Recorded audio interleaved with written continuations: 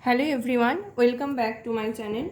My name is Anisha and today I will discuss a very important topic of electrochemistry, and the topic is the transport number. Transport number is very important topic because from this transport number we can comment on the migratory behavior of the ions present in the electrolyte system in the cell. Okay. Now actually from the Faraday's law we can measure or we can calculate what is the amount of the ion deposited on the electrode. If the amount of ion deposited on the electrode is denoted by W, then this W is equal to ZIT, where the Z is the electrochemical equivalent weight, I is the current, amount of the current, and T is the time. But from the transport number we can see that what fraction of the current carried by the each of the ion in the system. From the transport number we can say what is the fraction of the current carried by the ion present in the system. That is, if in the system H plus is present and Cl minus is present, then it may be the transport number, that is the fraction of current carried by this cation H plus and this anion Cl minus will be different. So why these are different? Because the velocity or the mobility of the each ion is different. The velocity V or the mobility U of an ion depends on several factors. Out of them, one factor is the size factor. The H plus ion is the small and Cl minus ion is larger than H plus ion. So in obvious case the mobility of the H plus will be greater than the mobility of the Cl minus. So if the mobility is greater, then the amount of the charge, amount of the current carried by the H plus and the amount of the current carried by the Cl minus will be different. Okay. Not only for H plus and Cl minus, it is true for all the cases. That is, H plus is the univalent cation and Ag plus is also an univalent cation. But the current carried by the fraction of current carried by the H plus, if it is X, and the fraction of current carried by the Ag plus, if it is Y, then X not is equal to Y, because this current is not only dependent upon the charge, this current is fraction of current carried by the cation or fraction of current carried by the anion is also dependent upon the nature of the cation or the anion present in the system, and this nature and this number can be told by using the concept of the transport number. Okay, now transport number is actually not a whole number. Okay, it is the fraction. That is that T plus is the transport number of the cation, and transport number of the cation, and T minus is the transport number of the anion. That is Ti denotes the transport number. Ti denotes the transport number, and these are the fraction. This is not the whole number. So that is summation of Ti will be equal to 1. Summation over I on Ti will be equal to 1. So these are very important concepts. That is, the total current carried by the cation and the total current carried by the anion will be equal to 1 equivalent. Okay, so this is actually the transport number, that is the fraction of current carried by the each ion in the solution, that is in the solution, and it is denoted by the Ti.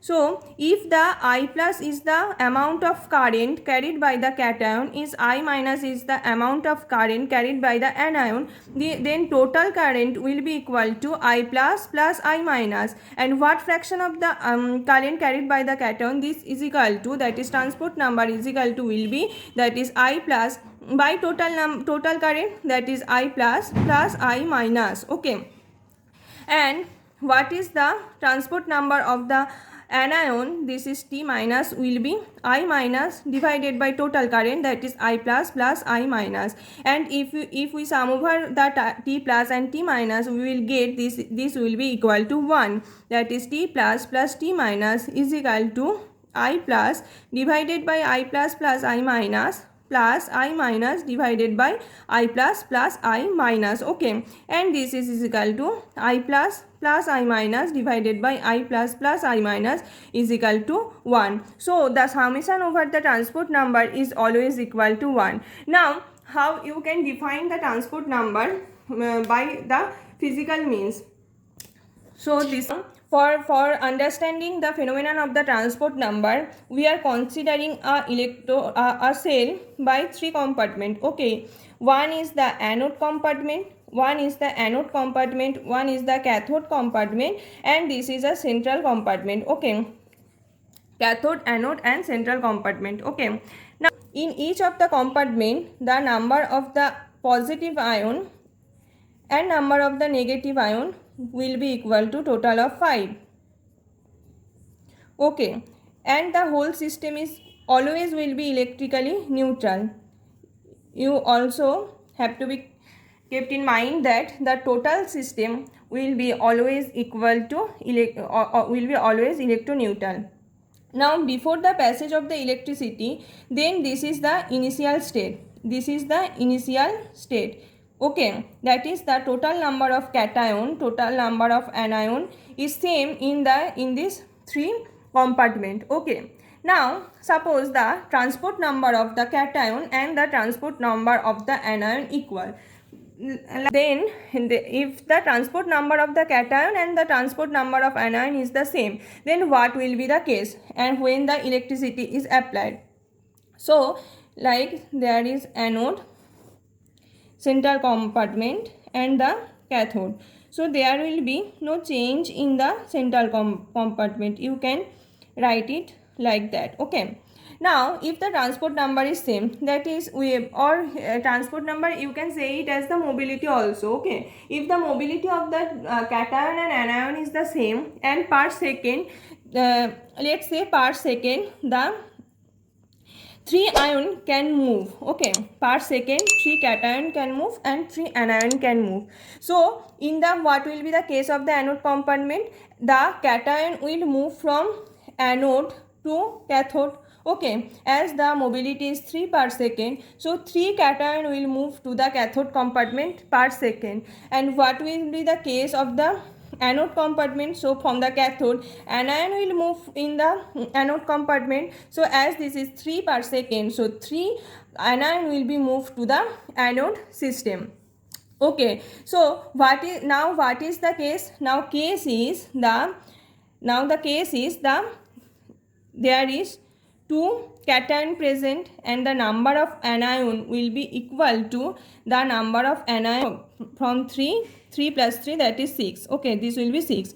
So number of excess anion present in the anode compartment will be 6. And what will be the case of the cathode compartment? The cathode compartment, the number of cation in excess will also be 6, that is 3 plus 3, 6. So when the transport number of the cation and anion is same, then the amount of the depositing ion in the cathode and the amount of the depositing ion in the anode will be same per second, that is if the mobility is same.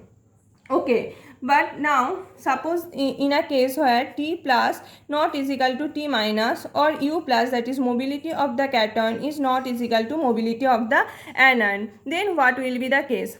Let's say the mobility of cation is same, that is 3 per second, and mobility of anion is 2 per second. So the number of ion from the anode compartment will be moved to the cathode compartment is 3, but the number of ion which will be moved from the cathode to anode will be 2, as the U plus is 3 and U minus is 2.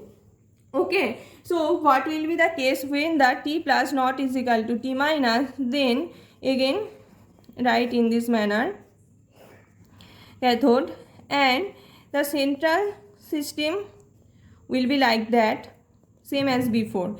Now this is the initial state, that is here the 5 cation, here also 5 cation, and here 5 anion, and here also 5 anion. Okay, so the mobility of the cation is 3 per second. So 3 cation will move to the cathode, and the mobility of the anode anion is 2 per second, that is 2 anion move to the anode. Okay, so the number of cation and the number of anion in the cathode and anode compartment will be, that is here 2 cation is present, and